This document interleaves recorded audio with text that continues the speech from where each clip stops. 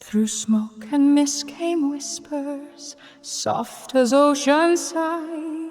A woman fierce as lightning neath stormy crimson sky.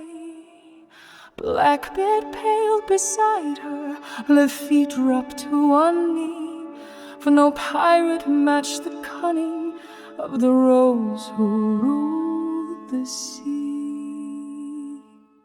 She was the rose, the bloody rose of China. She sailed with heart and steel through tempest, love and treason. With cannon, fire and reason, she carved a mark across the China Sea.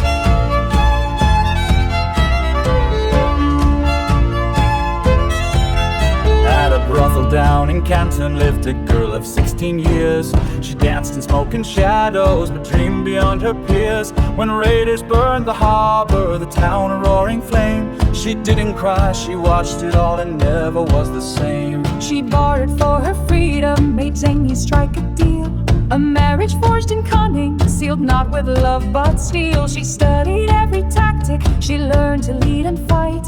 And as the fleets grew mighty, her plans were taking flight. He offered half his fortune, a fleet to stake her claim. They flew the red flag proudly and bound the clans by name. With code of steel and fairness, they outlawed greed and rape, and pirates bent the knee to her or planned their last escape.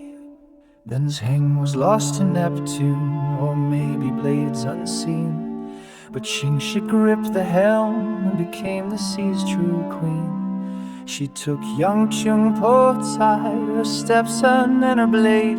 Together they grew legend as their enemies decayed. She was the rose, the bloody rose of China. A storm in silk and steel, through tempest, love and treason. She ruled with pirate reason, the dragon of the coast the world could feel.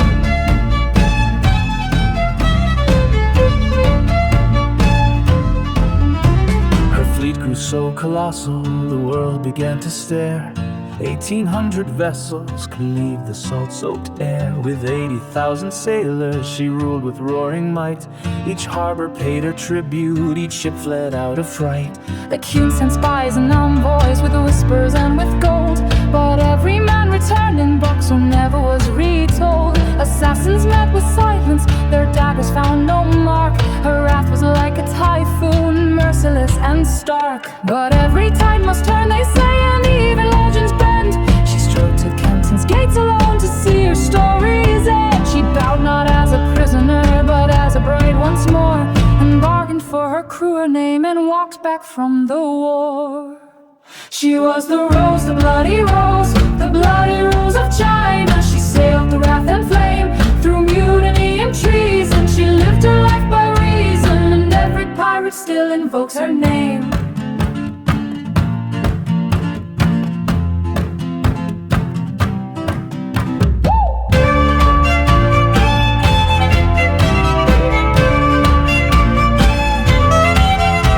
Now merchants speak in whispers of the widow of the seas, who once could burn a harbor with a whisper on the breeze. In smoky dens and parlors, her dice and gaze remain, and sailors say her ghost still walks when storms begin to rain. She died in peace in silk and gold, with suns and silver tide.